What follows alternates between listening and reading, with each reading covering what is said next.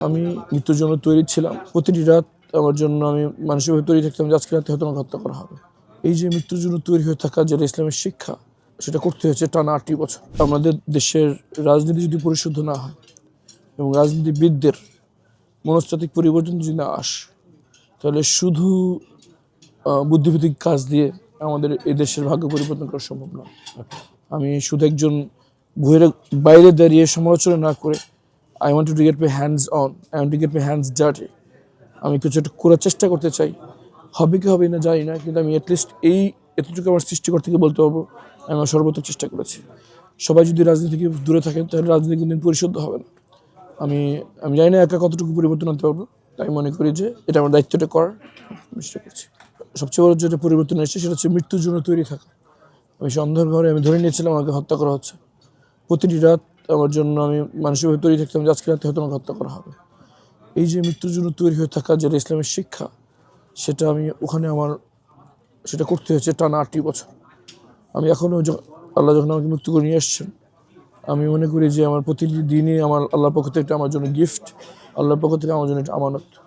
সুতরাং আমি মৃত্যুর জন্য তৈরি ছিলাম এবং আমি এটা চাই যে আমি সবসময় মৃত্যুর জন্য তৈরি থাকা উচিত। সেভাবেই নিজেকে মনস্তাত্ত্বিকভাবে তৈরি করেছে। এটা হলে আমার লোভ লালসা থেকে দূরে থাকা সম্ভব হয় এবং কোনো আল্লাহ ছাড়া কাউকে ভয় মনের জায়গা পায় না। এবং আমি মনে করি যে এটাই আমার সবচেয়ে বড় শক্তি। আমি এটাকে লালন করতে চাই যতদিন বেঁচে আছি। আমার পিতা এবং আমার মা, বাবা এবং মা দুজনই আমার জীবনে আমি মানুষ হিসেবে যা হয়েছি তার অবদান তাদের দুজনেরই। আমার বাবা ছিলেন স্বপ্নদ্রষ্টা, ভিশনারি, এবং কীভাবে অনেক দূর পরিকল্পনা করতে হয়, কীভাবে মনস্তাত্ত্বিক ভাবে দেশটি চিন্তা করতে হয়, এটা শিখিয়েছেন আমার পিতা আমাকে।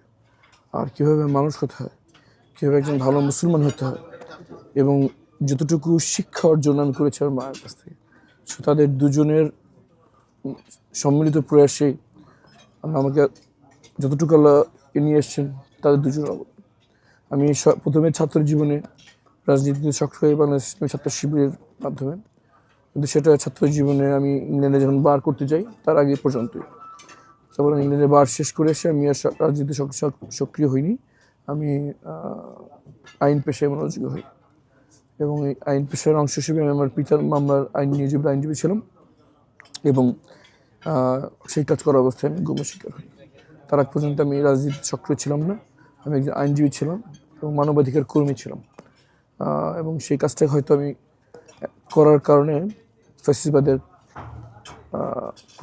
ক্রোধের শিকার হয়ে আমি বের হয়ে আসার পর আমি এখন আমার রাজনীতিতে সক্রিয় হয়েছি।